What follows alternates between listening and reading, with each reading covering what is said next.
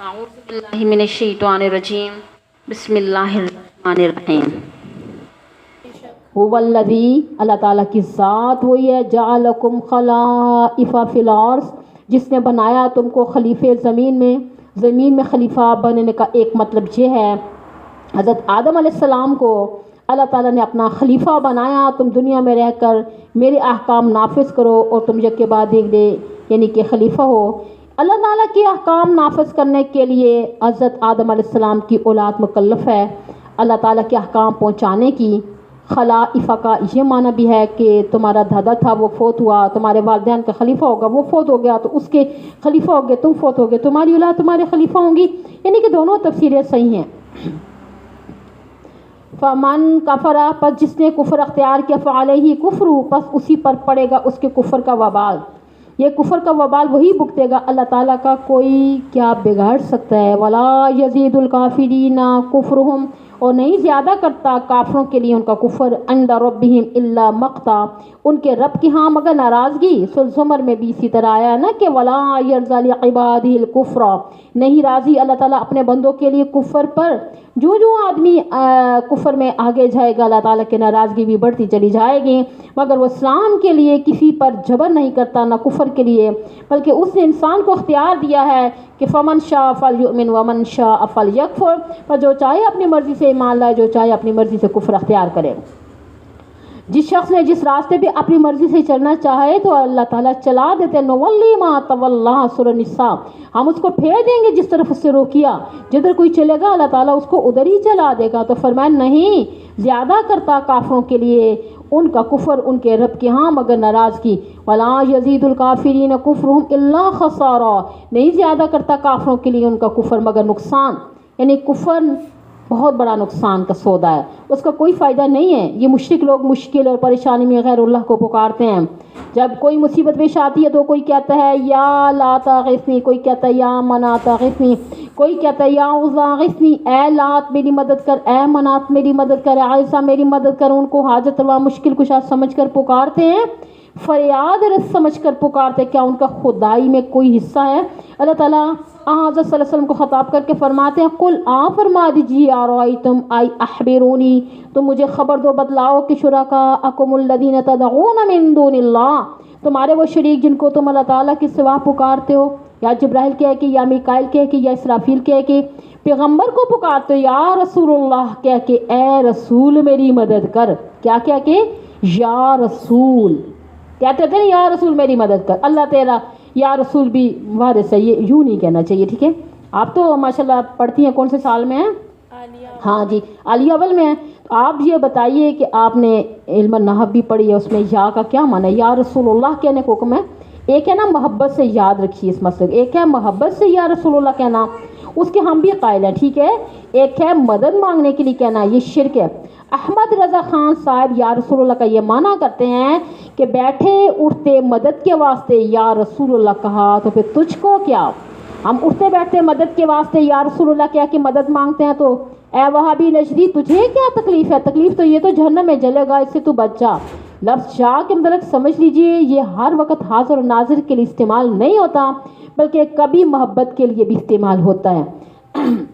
مثلاً نا کوئی آدمی راستے پہ چلتے ہوئے نا ٹھوکر لگنے سے گر جائے تو کہتا ہے نا او ماں، ہائے بیبے، ہائے ماں، ہائے اماں، ہے کوئی بھی کہہ دے ہائے مما، ہائے ممی، وہاں ماں تو اس کی نہیں کھڑی ہوئی، پیار ہوتا ہے ماں کے ساتھ بھی محبت ہے، دکھ تکلیف میں تو یاد آتی ہے، یہاں ہوتی تو میرا ہاتھ پکڑتی۔ تو یا کے لفظ کی وجہ سے دھوکہ نہیں کھانا کہ عوام یہ سمجھتے ہیں کہ حاضر و ناظر کے لیے استعمال ہوتا ہے، حاشا وکلا۔ مثلا دیکھیے کہ امام پڑھتا ہے قل یا ایھا الکافرون، تو سارے کافر محراب میں تو اکٹھے نہیں ہوئے، یہ ندائے قریب کے لیے بھی آتا ہے، ندائے بعید کے لیے بھی آتا ہے، وہاں مدد کے ارادے سے پکارو گے تو پھر شرک ہوگا، سمجھ گئی ہیں؟ تو اٹھتے بیٹھتے مدد کے واسطے یا رسول اللہ کہا تو پھر تجھ کو کیا؟ اس سے بڑا شرک اور کیا ہے؟ تو فرمایا بتلاؤ تمہارے شریک جن کو تم اللہ تعالیٰ کے سوا پکارتے ہو، ارونی ماذا خلقوا من الارض، کہ مجھے دکھلاؤ انہوں نے کیا پیدا کیا زمین میں سے، پہاڑ پیدا کیا، کوئی دریا پیدا کیا، کوئی ٹیلا، کوئی درخت پیدا کیا، کوئی چیز بنائی، ام لہم شرک فی السماوات، یا ان کی شراکت ہے آسمانوں میں، پہلا آسمان بنایا، دوسرا آسمان بنایا، تیسرا بنایا آسمان کا کوئی مشرقی یا مغربی حصہ بنایا، مجھے بتلاؤ تو صحیح کہ ان کے اختیار میں کیا ہے، تم ان کو حاجت روا مشکل کشا سمجھ کر پکارتے ہو؟ ستارے بنا دیے ہیں، یہ ستارے بنا دیے، یہ سورج بنا دیا، کون سی چیز بنائی؟ ہم آتیناہم کتابا، یا ہم نے ان کو کتاب دیے، فہم علی بشنات منہ، پھر وہ کھلی دلیل پر ہے۔ اگر وہ علی بشنات منہ کھلی دلیل پر ہے، غیروں کو پکارو تو وہ حاجت روا ہے، مشکل کشا ہے، فریاد رس سے دستگیر ہے، کوئی کتاب خدا کی طرف سے ہے تو نکال کر دکھا دو۔ اگر عقلی دلیل سے نہیں سمجھا سکتے تو کوئی نقلی دلیل ہی پیش کر دو۔ بل حرف ادراک ہے، کوئی شے نہیں، نہ اس کے پاس کوئی آسمانی کتاب ہے نہ کوئی عقلی دلیل ہے۔ تو ان یعد الظالمون بعضهم بعضا، نہیں وہ وعدہ کرتے ظالم لوگ بعض کے ساتھ، الا غرورا، مگر دھوکے کا۔ تو جب پاکستان بنا تھا نا تو دونوں طرف نقل و حرکت ہو رہی تھی۔ ایک مولوی صاحب نے بردری فیکٹری کے سامنے کھلی جگہ پہ تقریر کی کہ یہ ولی بزرگ ہماری مدد کرتے ہیں۔ ایک مثال دی نا کہ دیکھیں کہ ایک شربت کا نام ہے فریاد رس، حکیموں نے یہ نام رکھ دیا تو شربت فریاد رس ہو سکتا ہے، تو گولیاں قبض کشا ہو سکتی ہیں، تو ولی فریاد رس مشکل کشا نہیں ہو سکتے۔ تو میں یہ مسئلہ آپ کو بتاتی رہتی ہوں کلاس میں کہ باطل کی تردید فرض کفایہ ہے۔ اگر باطل چیزوں کو سن کر کوئی بھی تردید نہ کرے تو وہاں کے رہنے والے سب گناہگار ہوں گے۔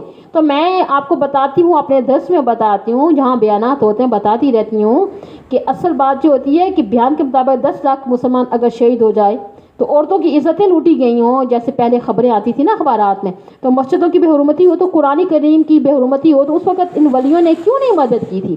جب اتنے واقعے بڑے بڑے واقعات ہوئے تھے تو کیوں نہیں فریاد کو وہ پہنچے تھے؟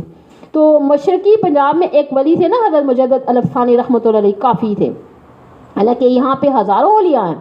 ایک بوڑھا اٹھ کر کہنے لگا کہ اس وقت یہ سارے اولیاء حج پر گئے ہوئے تھے۔ ٹھیک ہے، یہ دھوکے ہیں نا، تو اسی لیے ہم کہتے ہیں نا کہ پہلی بات یہ ہے کہ مرنے کے بعد بندے پر نہ حج فرض ہوتا ہے اور نہ نماز فرض ہوتی ہے۔ دوسری بات یہ ہے کہ ان دنوں حج کا موسم ہی نہیں تھا، دیکھیے نا یہ کیا کیا شوشے چھوڑتے ہیں کہ سب ولی حج پر گئے ہوئے تھے، تو لا حول ولا قوت الا باللہ العلی العظیم، یہ دھوکے والی باتیں ہیں۔ تو چلتے ہیں جی آگے۔ ان اللہ یمسک السماوات والارض، اللہ تعالیٰ فرماتے ہیں بے شک اللہ تعالیٰ روکتا ہے آسمانوں کو اور زمین کو کہ ان تزولا، کہ وہ ٹل جائیں اپنی جگہ سے۔ زمین اور آسمانوں کو اللہ تعالیٰ نے روک رکھا ہے، وہ اپنی جگہ سے ہٹ جائیں۔ یہ آیت کریمہ بھی ان نظارات کی دلیل ہے جو کہتے ہیں کہ زمین ساکن ہے، سورج اور چاند چل رہے ہیں۔ وَلَئِن زَالَتَا، اور اگر وہ ٹل جائیں، ان امسکوہما من احد من بعدی، ان نافیہ ہے، مانا ہوگا کہ نہیں ان کو روک سکتا کوئی ایک اللہ تعالیٰ کے ٹالنے کے بعد۔ اللہ تعالیٰ نے اپنی قدرت کاملہ کے ساتھ ان کو روکا ہوا ہے۔